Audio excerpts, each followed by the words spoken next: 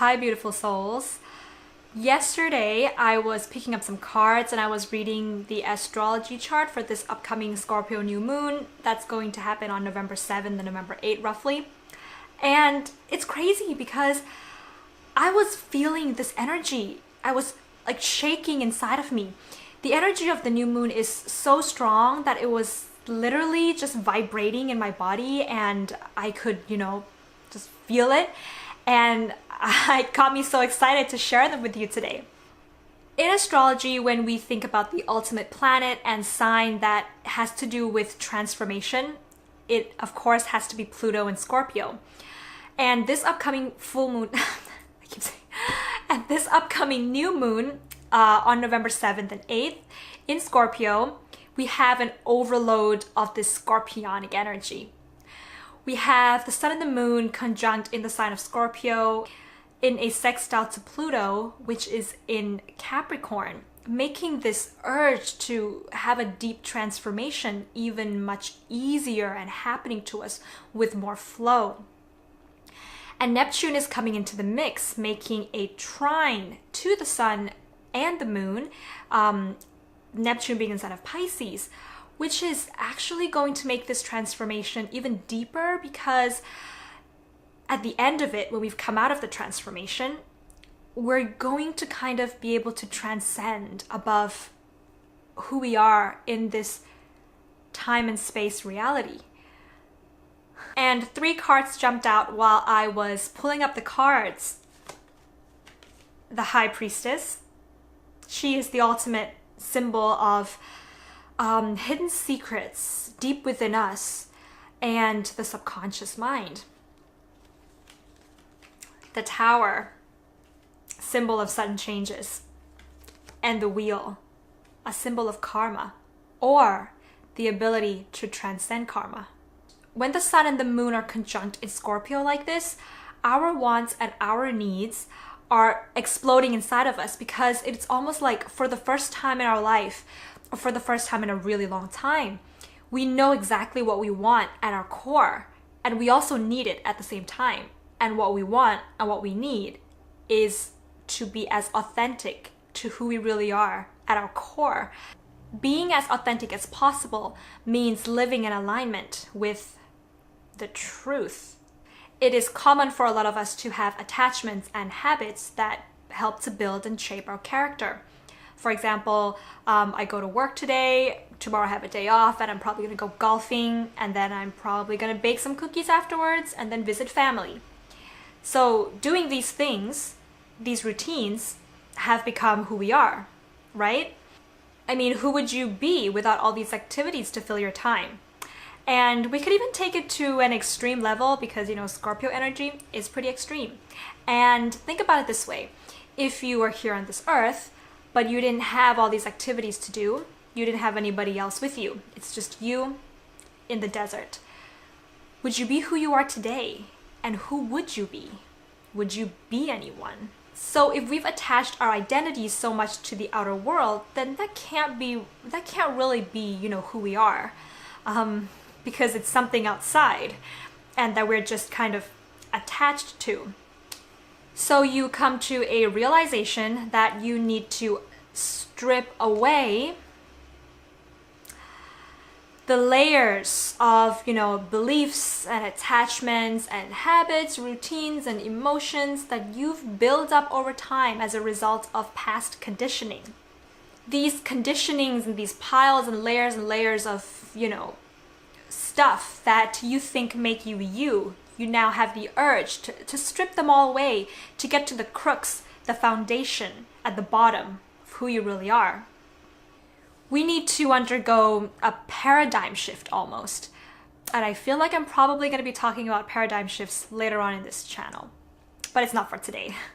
So throughout the process of, stripping away these layers, you get to a specific layer, and it's probably the biggest and the most difficult one for any of us to strip away, is a layer of ingrained habits that have resulted from past traumas and crisis, probably from childhood or past relationships. It's most difficult to strip away because Past traumas and hurts actually result in a biological programming of the body, a programming of our reflexes, an actual modification of the neurons to respond to stress in a certain way.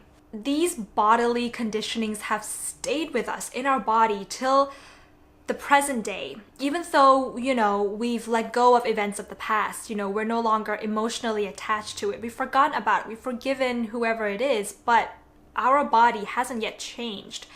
Our body still has the reflexes that we used in the past. So what we end up doing is we end up responding to present situations using the responses that we have used in the past, the responses of our reflexes that we've used in the past. So we end up actually sabotaging the present moment because we are not responding in the present moment in a way that we should be responding in the present moment. You know what I mean?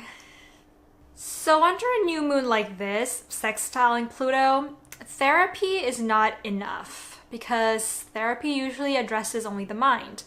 With this kind of full new moon, did I say full moon? Because kind of new moon, we need an actual release of the energy from the body. An emotional purge or a body purging is needed. It requires one to go back to the events of the traumas or the crisis or the stress inside one's own mind to recall the memories in as much detail as possible. And it can be a little bit scary because you're gonna feel all the emotions again, right? The grief, the anger, the resentment, the fear that you felt at that point, it's gonna come back. And we need to do this over and over again for weeks and months and maybe even years, and go deeper and deeper and feel the depth of grief, feel the depth of the fear until we hit rock bottom. And the only way to go forward is to go up.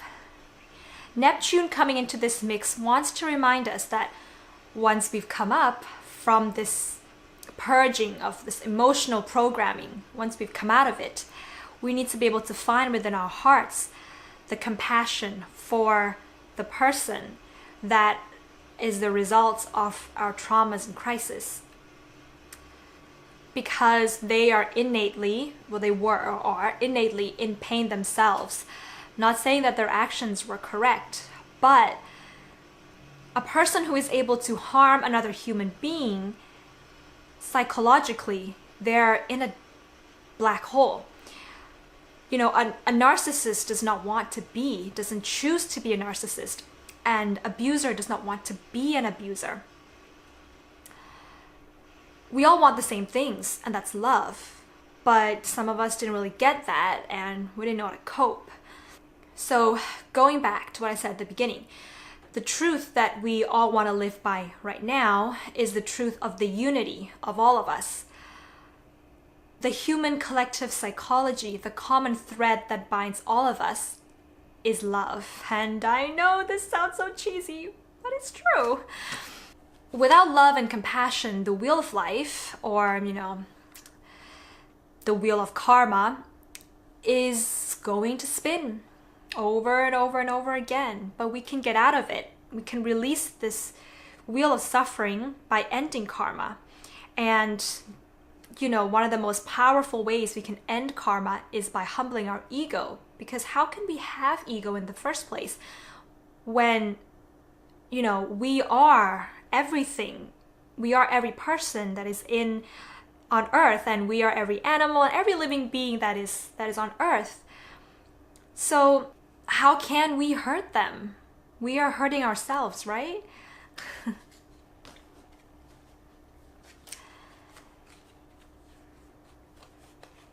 So guys, that's the energy that was vibrating inside of me, and I'm really looking forward to this new moon. I'm always up for a transformation, If you've been feeling anything similar or have already been through something like this, then leave a comment below. Let me know your experiences and what you think. And that's it for today. Subscribe, turn on your notifications. I'll see you in the next video. Have a happy day and have a happy new moon. Bye.